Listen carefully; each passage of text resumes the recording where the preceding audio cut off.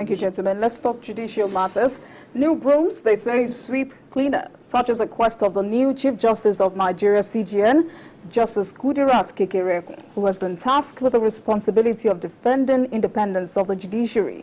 Justice Kekereekun has indicated adopting a collaborative approach to ensure that the apex court continues to play a critical role in the evolution of the country's constitutional democracy and shape public policies that impact all segments of Nigerian society. The new CJN cited her belief in the concept that it's not a one-man's job. So let's share the story by TVC News. Celestina Iria with you. The reputation that it has, we will improve it. We'll make sure that people have more confidence in the judiciary. And I believe that it's not a one-man job. We all have to be on board. And because we all see where the areas are that need improvement, I believe that there will be cooperation, because we all want to see a better judiciary. A better judiciary is for the benefit of the entire nation. Whatever the shortcomings that we see today, we're all members of the society. So if we want to see improvement, let the improvement start with each and every one of us and our approach to justice. Let us all also have faith in the system, and then we'll also be more particular about the process of appointment. I know it gives a lot of concern, discipline on the bench, at the bar as well. All these things are aspects that we will look into. And I believe that by the grace of God, at the end of my tenure, we will have a judiciary we can all be proud of.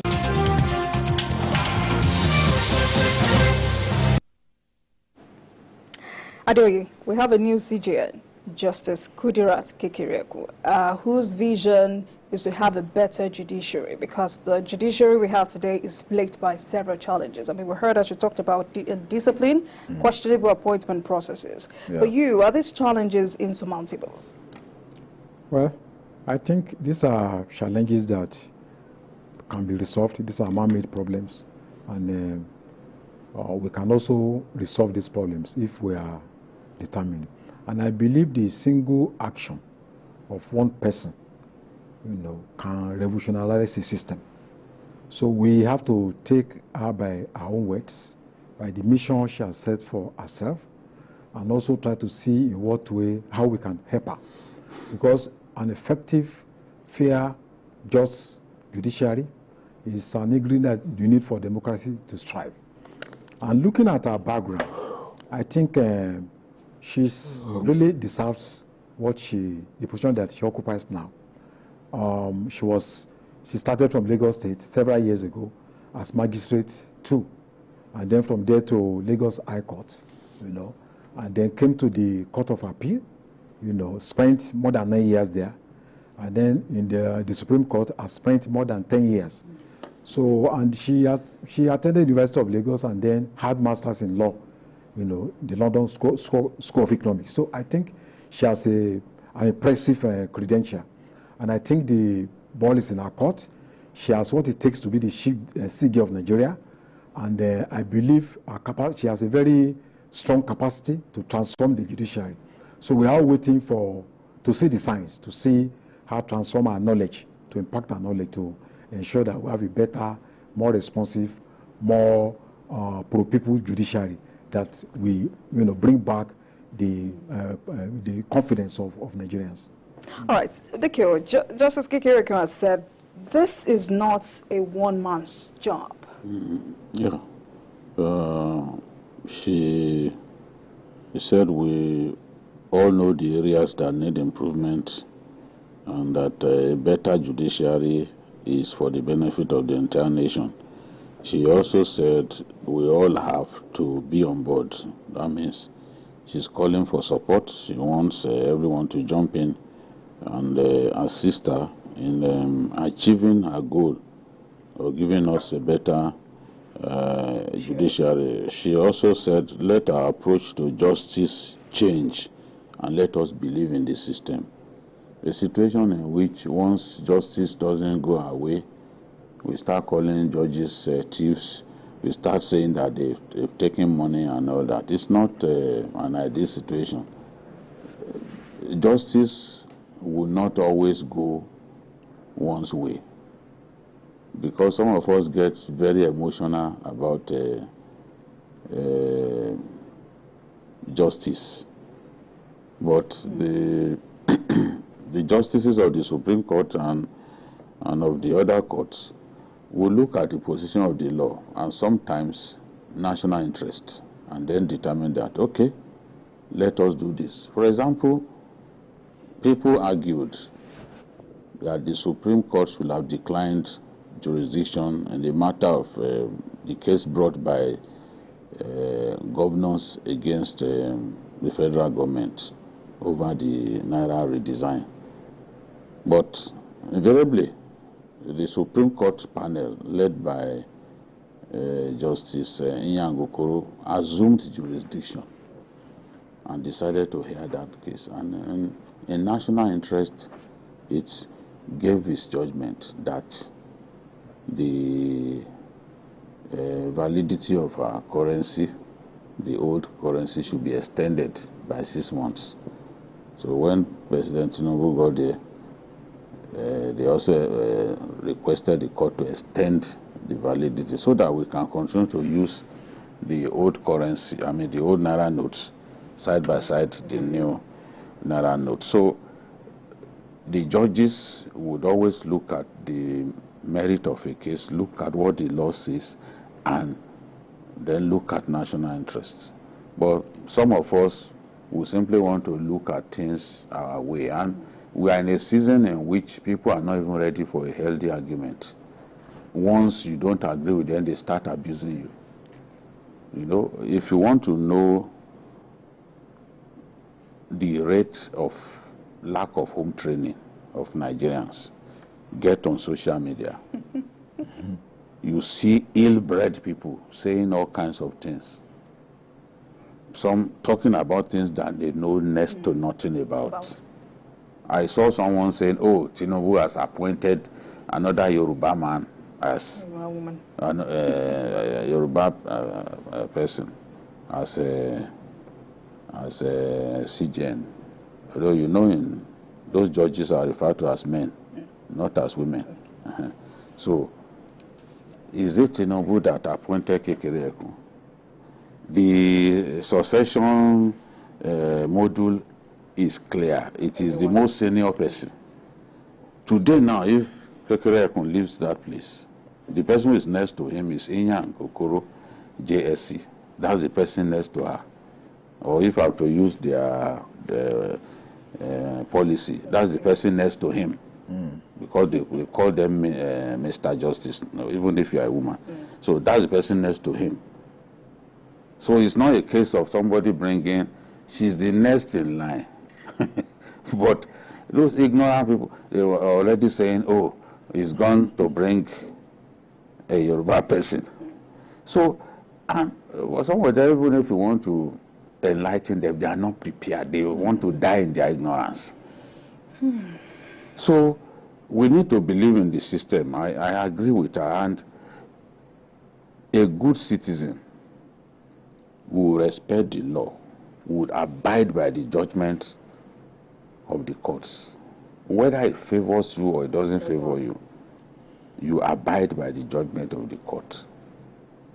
If it pains you so much, you leave the rest to God. But to not obey the judgment of the courts or to disparage our court because the judgment didn't favor you. I mean, look at this nonsensical example. Some people felt that Abuja, that if you do not win Abuja, you can't be president. And we said this is unparalleled nonsense. There's nowhere in the world where such a policy, such a law has been created, whereby if you don't win a very small portion of your country, then you can't be president. So it means that you can actually win 36 states and then fail to get 25% in Abuja because the Abuja, maybe Abuja decided to field a candidate who is hugely popular and the people gave him 90% of their votes, as Peter Obi got in some of the southeast states. There is no way if you competed against Peter Obi in the Southeast, you are not going to get 25%.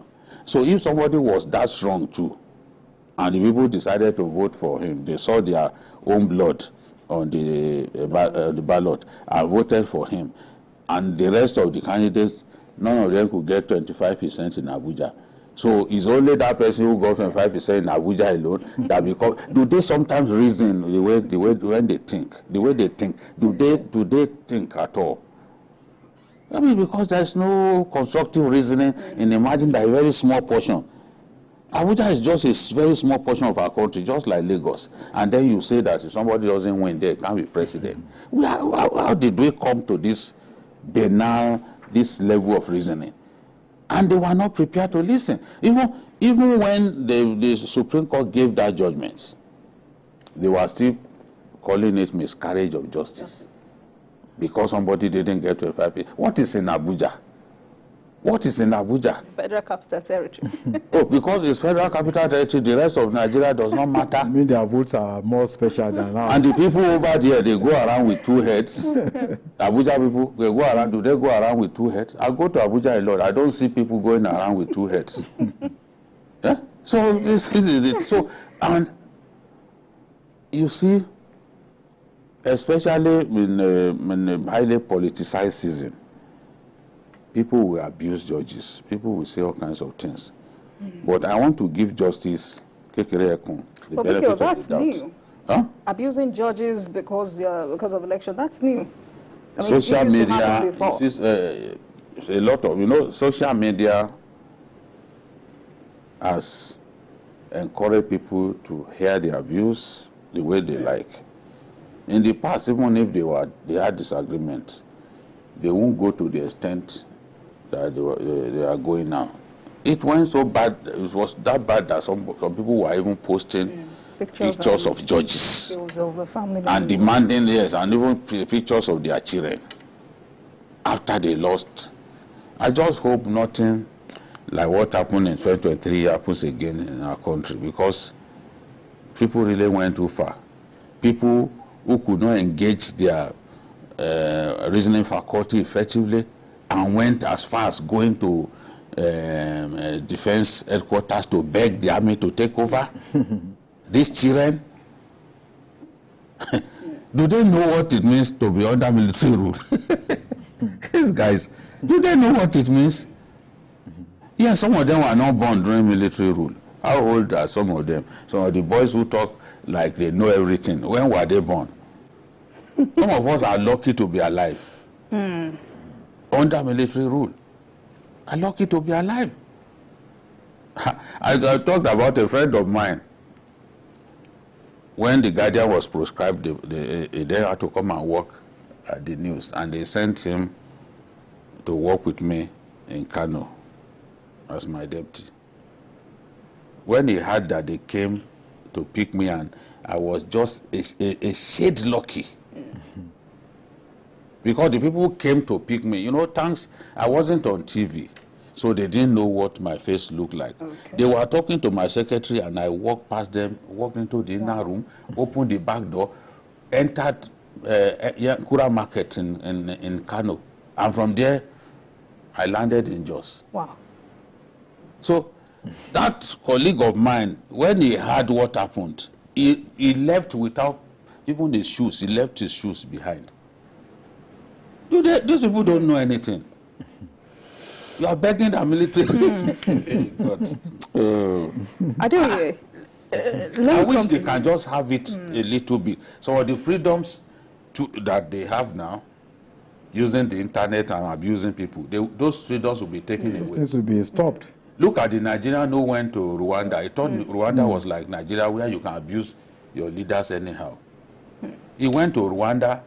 He was in his hotel room and posting negative stuff about the president. I remember that story. Within minutes, they barged into his room. Yeah. This is not, they broke his hotel door. That happened in Nigeria? It's not everywhere. Okay, now I have my younger brother is in China now. You can't use the WhatsApp way, because they are not permitted to use it the way you use it here. Even You can't make Western WhatsApp countries, calls. there is a limit to freedom. Even in Western countries, you just go and insult the American president anyhow, or you write just anything that are not true. Kagame, you abuse Kagame. Even if you are not based in the country, they will find you and waste you. Wow. Kagame. All right, gentlemen, let's move on quickly. The wait is finally over